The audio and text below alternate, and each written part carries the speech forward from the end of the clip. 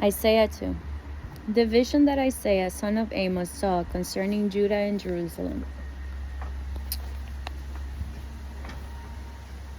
In the last days, the mountain of the Lord's house will be established at the top of the mountains, and will be raised above the hills. All nations will stream to it, and many peoples will come and say, "Come, let's go up to the mountain of the Lord, to the house of the God of Jacob. He will teach us about his ways, so that we may walk in his paths." For instruction will go out of Zion, and the word of the Lord from Jerusalem. He will settle disputes among the nations, and provide arbitration for many peoples. He will beat their swords into plows, and their spears into pruning knives. Nation will not take up the sword against nation, and they will never again train for war. House of Jacob, come and let's walk in the Lord's light. For you have abandoned your people, the house of Jacob, because they are full of divination from the east. And the fortune tellers, like the Philistines, they are in league with foreigners.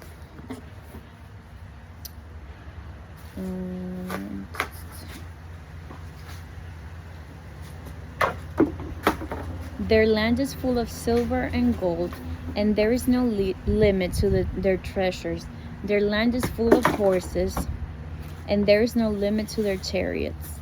Their land is full of worthless idols. They worship the god of their hands, what their fingers have made.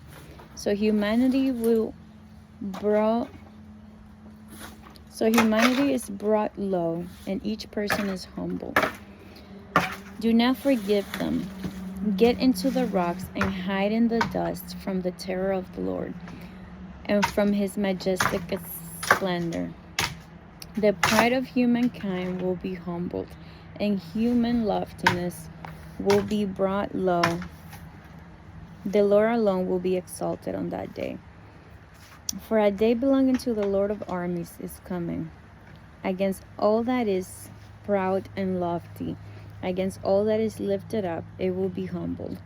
Against all the cedars of Lebanon, lofty and lifted up, against all the oaks of Bashan, against all the high mountains, against all the lofty hills, against every high tower, against every fortified wall, against every ship of Tarshish, and against every splendid sea vessel.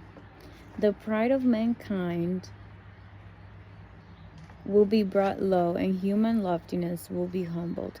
The Lord alone will be exalted on that day. The worthless idols will vanish completely.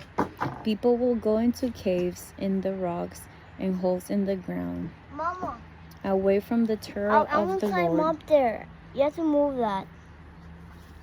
Bring it to me. And from his majestic splendor.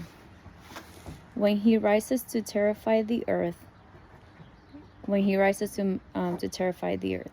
On that day, people will throw, be careful,